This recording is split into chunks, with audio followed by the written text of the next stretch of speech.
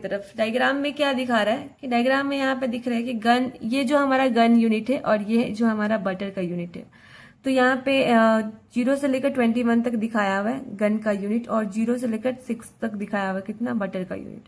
ठीक है, तो यहाँ पे देख रहे हैं कि मैक्स टू मैक्स 21 जो है हमारा कितना है, गन का प्रोडक्शन हुआ है, और मैक्स टू मैक्स जो है 6 जो है हमारा किसका, बटर का प्रोडक्शन हुआ है।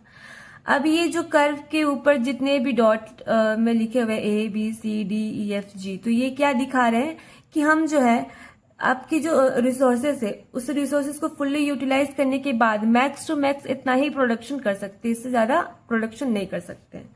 अब यहाँ पे ये जो कर्व है ये कौन से शेप में, कॉनकेव शेप में है। कॉनकेव पीपीएफ क्यों होता है, क्योंकि हमारा जो एमआरटी है क्या हो रहा था, इंक्रीज हो रहा था। एमआरटी कैसे इंक्रीज, जैसे 1 से लेकर 2, 2 से लेकर 3, 3 से लेकर 4, 5, 6, तो इस तरीके से ये क्या हो रहा है, ये बढ़ रहा है, इसका रेशियो क्या हो रहा है, बढ़ रहा है।